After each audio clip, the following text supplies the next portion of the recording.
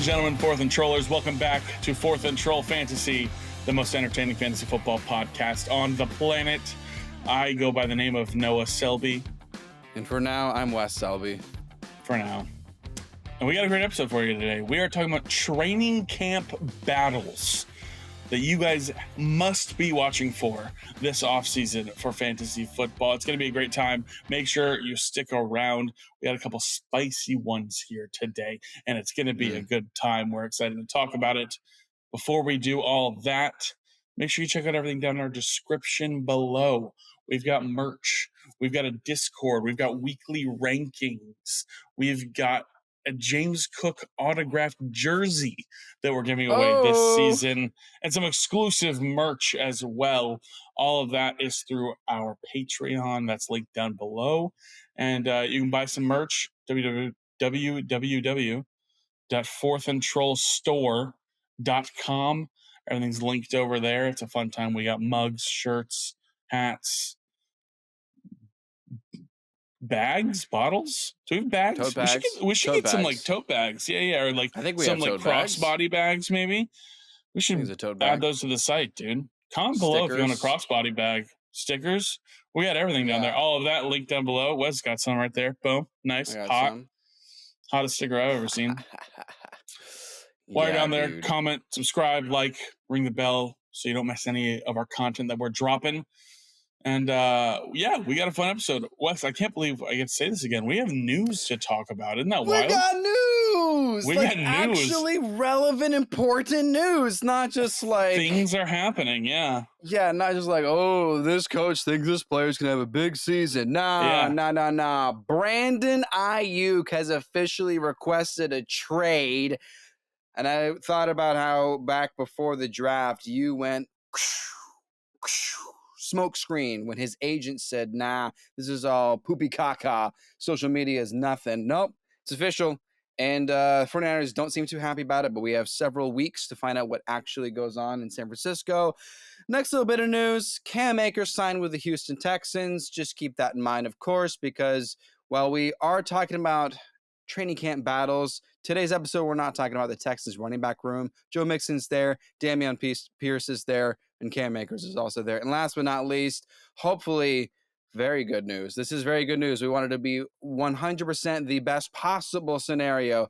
Joe Burrow has been fully cleared for contact. We hope that means that he is ready to fire off, be a top 5 quarterback. Jamar Chase is right back.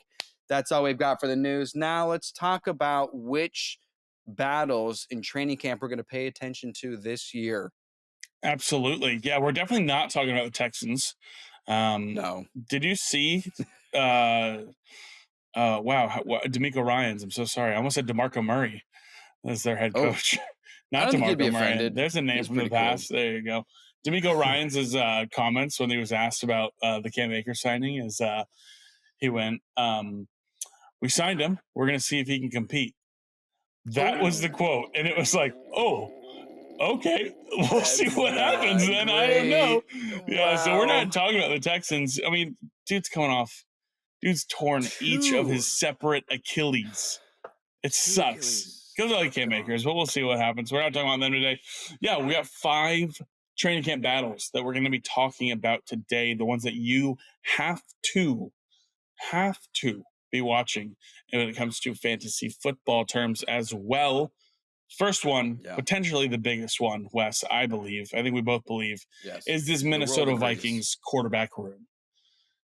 We got to figure out what's happening here with Sam Darnold and J.J. McCarthy. There have been comments from Kevin O'Connell where he said back in the spring, Sam Darnold's the top guy. Sam Darnold's the QB1. Now that they're starting back up training camp, there are comments saying we're hoping for a good competition here. It's still sounding like Sam Darnold is going to be taking all the first team reps. I believe that there will be some mixed in of J.J. McCarthy as well. We have not been quiet or shy about how we hope this battle plays out.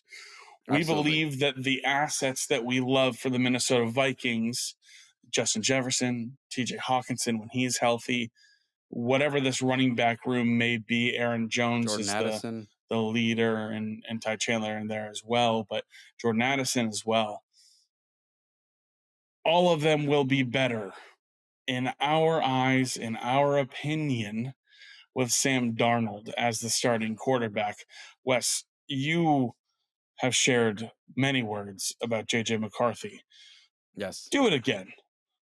Yes. So not only is there concern just for a rookie quarterback with any wide receiver, it's just not common that the rookie quarterbacks produce even top 25 on average over the last 10 years. I'm sorry, 20 years. Thank you. 20 years on average, the best produced wide receiver a rookie quarterback puts out is wide receiver 30 on the season. Remember how great Adam Thielen was with Bryce Young last year? We were like, oh my gosh, I think we should start him. You know where he finished? Wide receiver 30, like exactly where it is on the average. Of course, it changes. We have CJ Stroud who produced top 15, so it just depends. And Justin Jefferson's in that range too. But also, we look at how JJ McCarthy did specifically in Michigan. He hasn't even thrown 3,000 yards in a single season. He hasn't even combined passing and rushing touchdowns, had 25, not even 25. So there's a lot of concern. Real quick here. Okay. So we shared on social media about, when it was my turn to talk about some of the biggest potential busts. And this is the whole deal. We talked about this. Justin Jefferson, biggest bust. And somebody commented, well, you saw how good Justin Jefferson did with Nick Mullins. I'm sorry, he's not a rookie. This guy's been in the league for a little bit. Nick Mullins is not. It doesn't matter that he's not a rookie. It's rookie quarterbacks. This is the point. So I just want to go back to why it's not. Yeah. If it was Sam Darnold versus Brock Purdy last year, we were going to probably be like, well, I think Purdy's better. But like Sam Darnold had a great finish with Brandon Ayuk in that final, like second to last week of fantasy. So yeah, rookie quarterbacks. That's why we're very vocal about this. Sorry, I'm sweating. Goodness, it's also like keep the comments coming, guys. It's a fun time. It's yeah. These rookie quarterbacks do not tend to produce fantasy players that we love, is how I'll say that. Yeah. There may be some spike weeks for Justin Jefferson with JJ McCarthy. In fact, I'm not going to say there may be. I'm sure there will. I'm sure we'll see some great weeks of Justin Jefferson with JJ McCarthy. I don't think JJ McCarthy is going to have a choice as far as the system is. He is going to be asked to throw for more yards than I think he ever has. And we'll just have to see if Kevin O'Connell can be the head coach or the quarterback whisperer to bring it out of him. We'll have to see. I don't know. I want to just, as we're talking about this battle, Wes, to start the season, Sam Darnold or JJ McCarthy? Sam Darnold starts the season, and I think the biggest question is when JJ McCarthy takes over. I was going to say, do you have a prediction on that as well? I've heard people. I've heard week 9 is the guess. Week 9. Week 9. It's halfway through the season. All right. Which is after the trade deadline in fantasy football. That's also kind of scary. Yeah, that is a scary part. I haven't looked at their schedule. I don't know when their bye week is. I don't know what the start of their schedule is as well. I think if they get through week 5 and they're under 500, I think McCarthy comes in. I think if they go 2 and 3 or worse, I think McCarthy comes in. So we'll see. It's a big battle. Pay attention to it. We'll get more word throughout camp. We'll see what happens.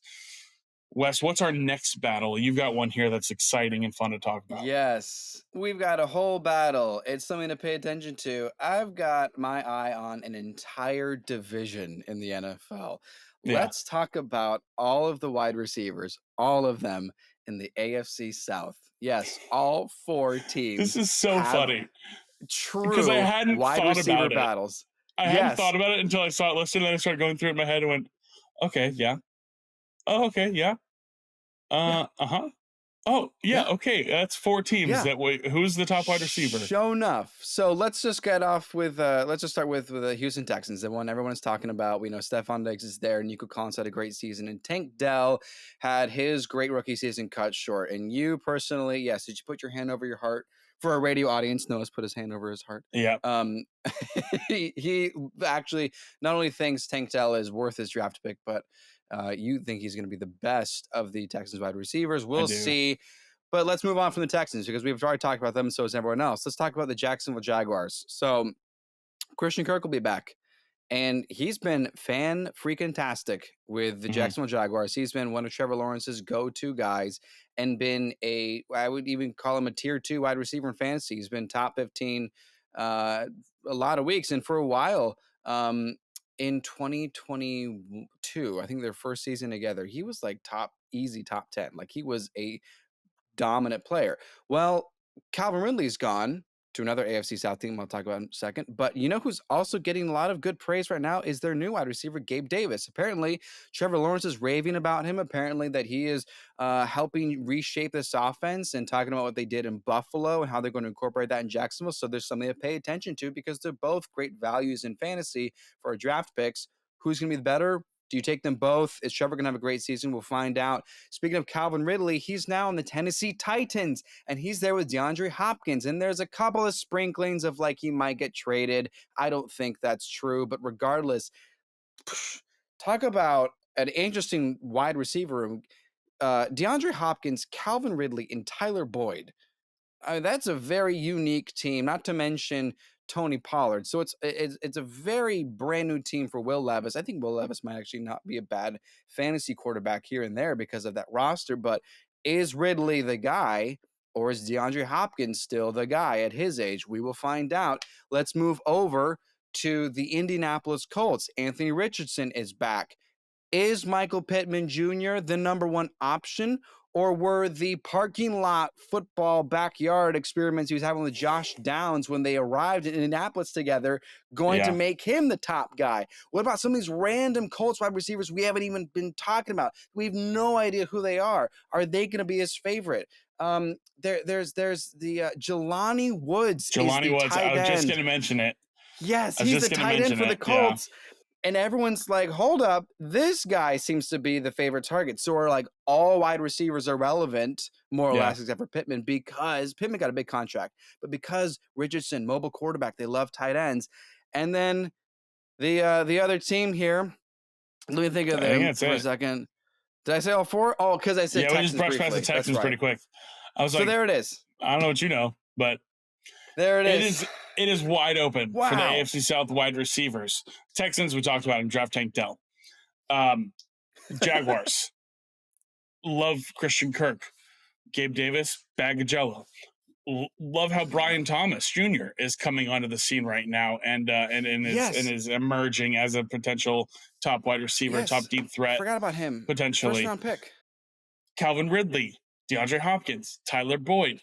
Is Brian Callahan going to come in and bring this aired out offense from the Bengals into this team? Is Calvin Ridley going to have a potentially a Jamar Chase-esque kind of usage, that kind of thing? I don't know. We'll have to wait and see.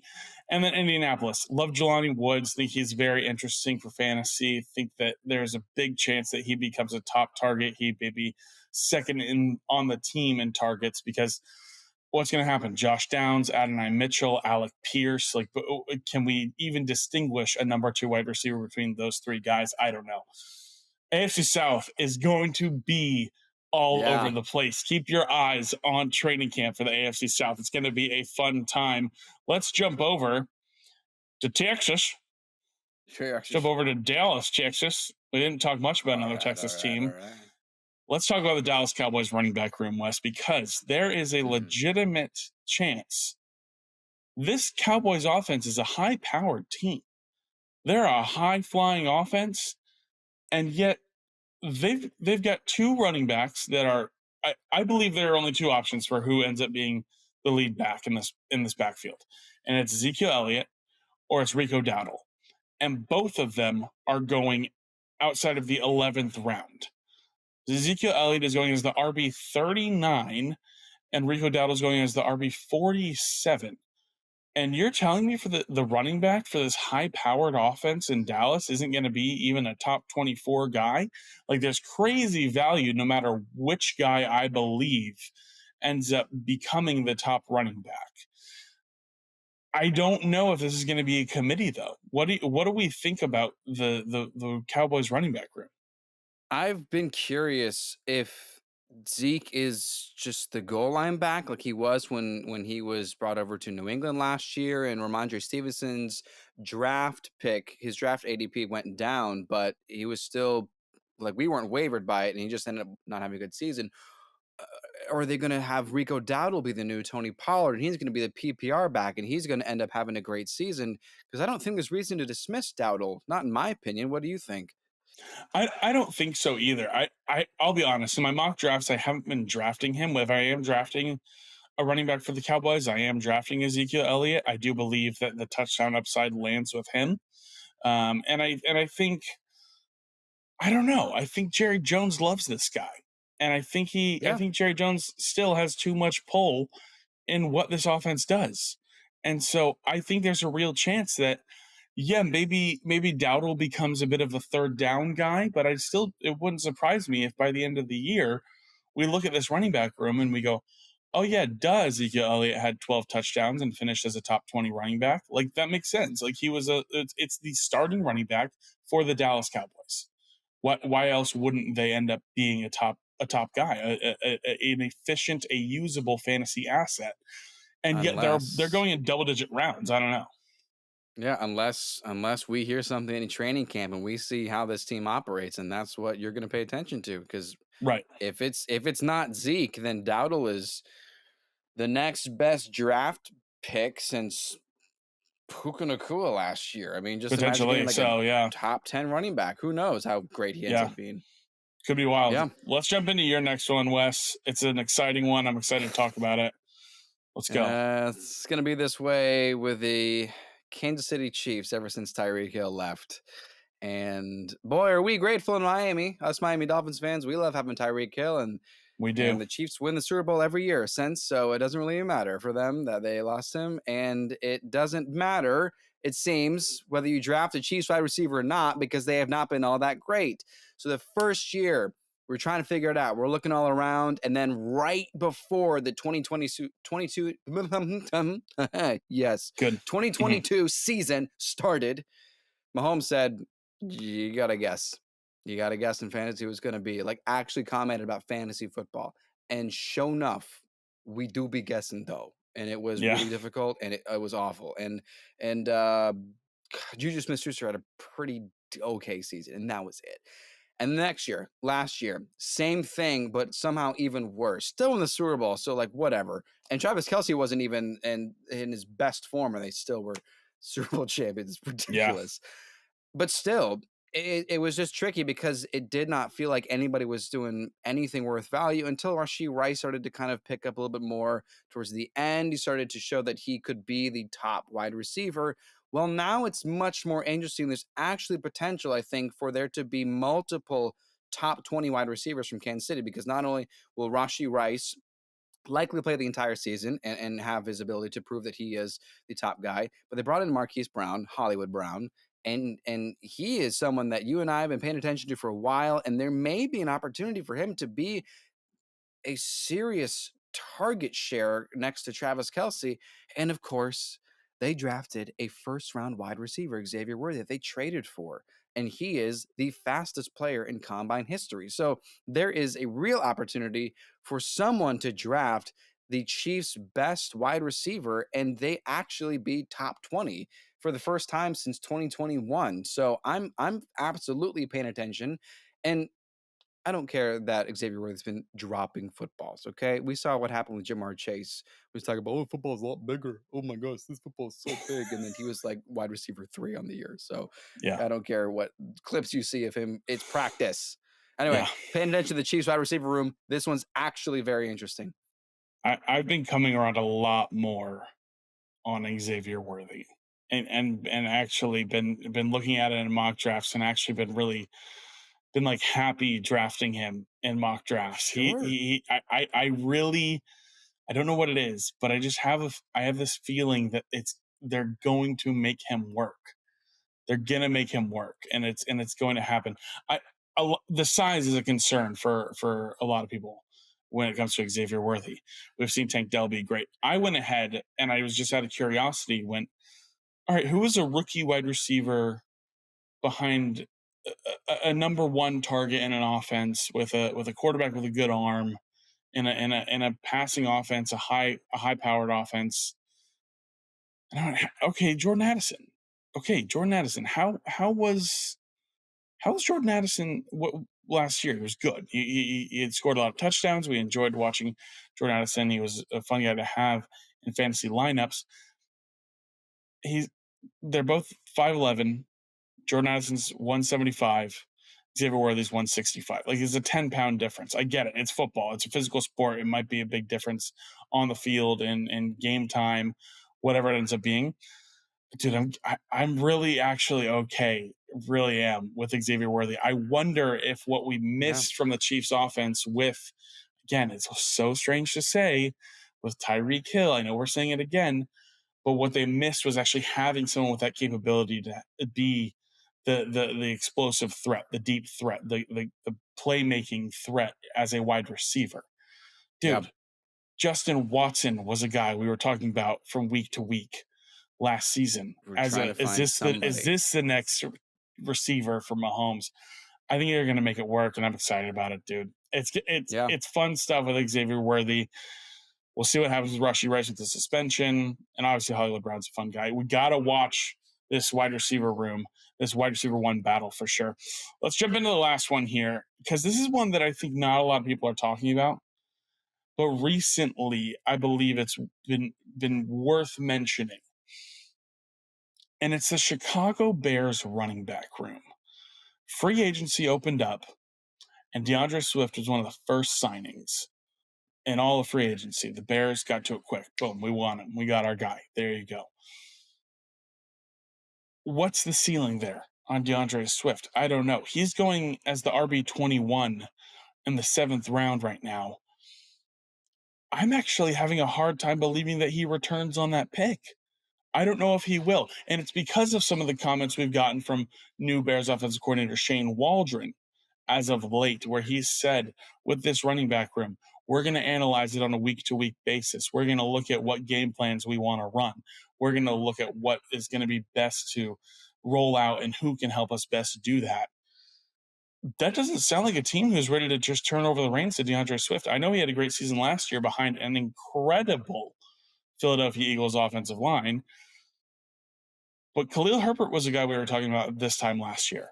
Roschon Johnson was a guy we were talking about this time last year. The personnel hasn't changed too much. There's still head coach Matt Eberflus there. Still have the same GM there. Still have the guys that brought in Roschon Johnson that made Khalil Herbert a part of the offense. I think there's going to be more fluctuation in this running back room than I think a lot of people are thinking. And Khalil Herbert and Roschon Johnson are going undrafted right now. So it's somebody that we're going to need to watch in the first couple weeks to see what the scheme looks like. And throughout training camp, we need to see what kind of packages are these guys fitting into. Is Roschon getting more snaps in power sets? Is Khalil Herbert a guy who's going to actually take more first and second down work? Is DeAndre Swift actually getting all the first team reps? Is he going to get a workhorse role? I don't know. We have to watch, I think. Yeah, and I think the biggest indication of the way we can measure this is, will DeAndre Swift return his value? Because if not, then you just probably, in my opinion, if DeAndre Swift is not the guy, then there's no Bears running back probably worth having on your team. I don't believe so. Except for a very desperate, deep 12, 14 team league, and you've got 2 flex spots or something like that. And if Swift does return value, then it's probably because Caleb Williams is throwing short passes and he is working on just getting completions. And I remember hearing something about some I don't it was like a coach or somebody was talking to Caleb Williams and saying, hey, you're used to like the big plays at USC, but when you get to the NFL, you got to just take the completion. And that was an actual comment. And the coaching advice to him says, take the completion, because that's how this NFL game is going to work. You just have to keep moving forward. And if he actually does take that to heart, then one of the easiest pass catchers next to him is going to be in the backfield, and that's going to be DeAndre Swift. Now, Swift has had a great offensive line his whole career on both the Lions and the Eagles. And He just has not been the guy. He has not really been the PPR back that we thought he was going to be, because he's gone like 30 points one week and then 5 the next week, and then it's just been that way, and he's got an injury history. So maybe something changes this year. Maybe he's actually great, or maybe they just say, you know what?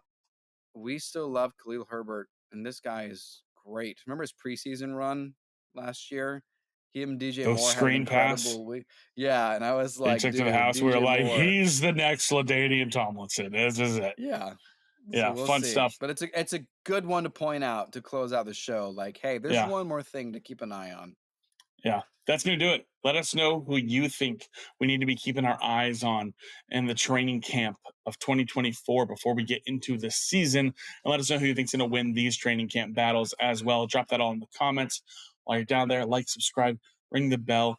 Check out our Patreon. We're doing a bunch of stuff on there, weekly rankings, Discord community, giving away a James Cook signed jersey if you can beat us in fantasy football, some exclusive merch. All of that is linked down below. Follow us on all our socials. We're always putting out content for you guys. It's a good time.